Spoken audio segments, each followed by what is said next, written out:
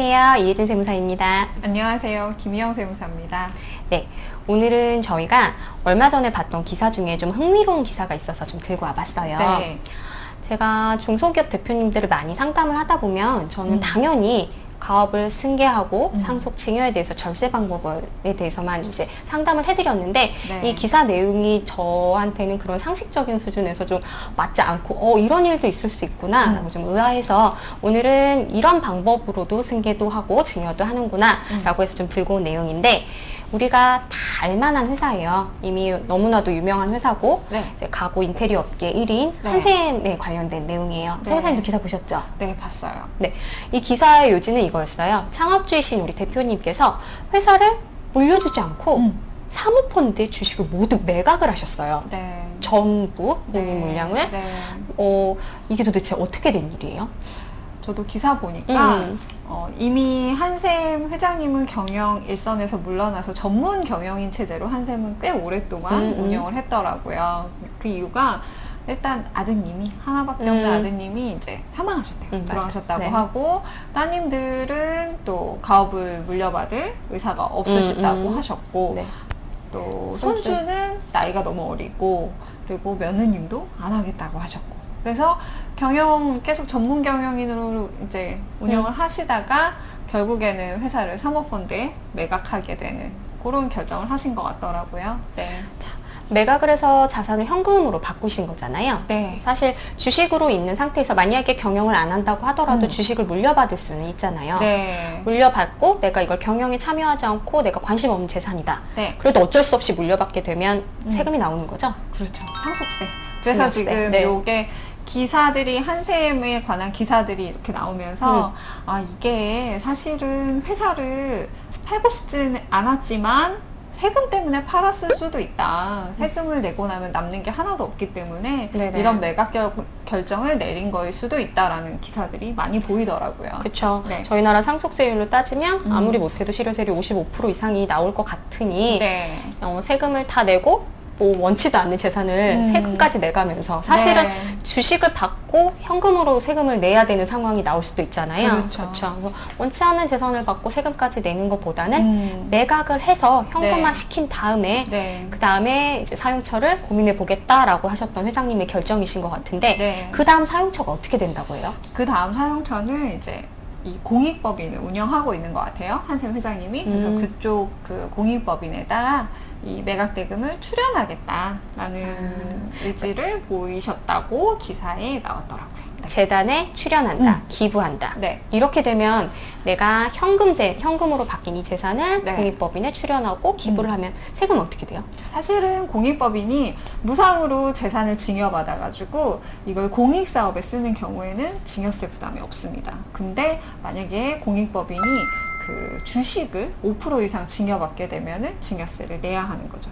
자, 다시 결론적으로 말씀드리면 네. 아까 한상 회장님께서 공익법인 재단을 갖고 계시고 여기 운영자금으로 내 재산을 출연하겠다라고 네. 했는데 주식인 형태로 그대로 출연하게 되면 증여세라는 과세 문제가 생길 수 있고 네. 그걸 현금으로 바꿔서 출연하게 되면 과세 문제가 안 생긴다는 얘기죠. 네. 이게 예가 하나 있었거든요. 네. 기억을 하실지 모르겠는데 한 5, 6년쯤 전에 좀 이슈화가 됐었던 일이 있어요. 네. 수원교차로라고 하는 회사의 대표님께서 네. 본인의 회사 주식을 정말 좋은 뜻으로 아주 기부를 하셨는데 내 재산을 물려주고 싶은데 물려받을 자식이 없고 자식들이 원치 않는다. 그래서 난 이걸 큰 뜻을 품고 어디 출연하고 기부하고 싶은데 주식인 형태로 기부했을 때는 증여세가 나오니 이걸 현금화해서 증여를 하면 증여세도 나오지 않고 본인의 뜻도 이룰 수 있어서 지금 한샘 회장님께서는 이렇게 하신 거네요. 그렇죠. 어떻게 보면 수원교차로가 좋은 그 수원교차로의 사례에 비추어 보았을 때 한샘 회장님이 그래서 이 매각 결정을 하신 다음에 출연하시는 게 아닐까라는 생각이 들더라고요. 그리고 뭐 자녀분들이 그 재단을 운영을 한다라고 하면 네. 뭐 전혀 증여나 상속받지 않은 게 아니라 그 네. 운영 자금을 뭐 물려받은 거니까 네. 좋은 뜻에서 쓸 수도 있고 네. 증여세도 줄일 수 있고 네. 괜찮으신 결정이었던 것 같은데 맞아요. 이거와 또 비교되는 하나의 예가 있어서 이것도 설명을 드리려고 해요. 네. 한샘하고 동일한 업종을 하고 계신 퍼시스, 일룸 일하는 회사예요. 네. 이 회사는 한샘하고 다른 행보를 하고 있어요. 네. 즉 승계를 하겠다고 결정을 하시고 자녀분한테 이제 주식을 물려주시는데 퍼시스는 상장인데 그 밑에 자회사 일룸은 비상장이더라고요. 맞아요. 이런 경우에는 이제 물려줄 때 세금이 부담이 되니 이걸 어떻게 물려줄까 많은 고민을 하신 것 같은데 고민을 하셔서 어떻게 하셨죠? 보니까 일룸 같은 경우에는 비상장이잖아요. 네. 상장회사라고 하면은 이런 결정이 쉽진 않았을 것 같은데 일룸은 비상장 회사고 주주의 대부분이 주 퍼시스라는 회사예요. 그러다 보니까 주 퍼시스의 주식을 회사에서 자기 주식을 매입하는 형태를 통해서 사실은 단독주주로 만들어 놨더라고요.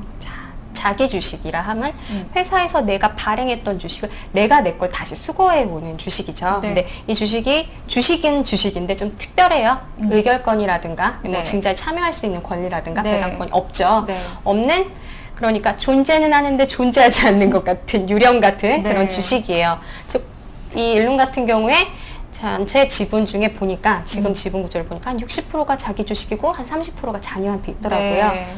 60%는 없는 거와 마찬가지고 그렇죠. 자녀는 30%를 갖고도 거의 100%의 경영권을 네, 누릴 수 있는 그런 구조를 만드셨더라고요. 네. 이 두 가지 동일한 업종을 하시는 1, 2위 기업들이 다른 행보를 보셨어요. 한 분은 이제 승계를 포기를 하시고 나서 그럼에도 불구하고 따라올 수밖에 없는 상속 증여의 문제에서 부담을 덜어주기 위해 이제 출연을 하시는 결정을 하면서 현금화시키신 작업. 또 하나는 승계를 하는데 승계를 할 때 최소한의 세금으로 승계와 경영권을 넘기기 위해서 자기 주식이라는 걸 활용을 하셨던 것 같거든요. 네.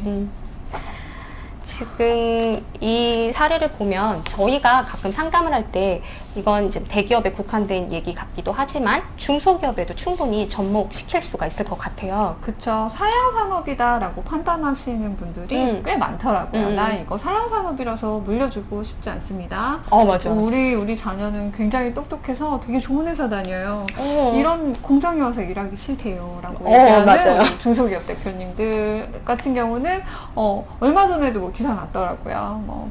안 받을래요? 사모펀드에다가 회사를 매각하는 게 어떻게 네. 가업승계에 한 구도가 되고 있다라는 기사들을 봤거든요. 네네. 네. 그리고 혹시라도 물려받겠다, 하겠다 라고 하는 경우에는 사실 세금이 좀 크게 부담이 되잖아요. 네. 지난 시간에 한번 했던 가업승계 증여특례를 활용하셔도 좋지만 네. 그걸 활용하시기 쉽지 않은 상황이라고 하면 이렇게 자기 주식이라든가 네. 뭐 경영권을 물려줄 수 있는 다른 방법들을 고안할 수 있는 좋은 한 예가 될 것 같아서 네. 오늘은 사실 제가 이 기사를 보고 제 상식을 좀 뛰어넘는 또 다른 상속 증여의 사례인 것 같아서 좀 들고 와봤습니다. 승계를 결정하시든 결정하지 않으시든 이제 상속 증여는 따라올 수밖에 없는 문제이고 거기서 이제 세금을 가장 줄일 수 있는 방법을 이런 여러 가지 방법들이 있으니 전문가를 통해 상담해 보시는 게 되게 좋을 것 같아서 이 사례를 들고 와봤습니다. 다음 시간에는 더 유익한 정보로 찾아뵙겠습니다. 감사합니다. 감사합니다.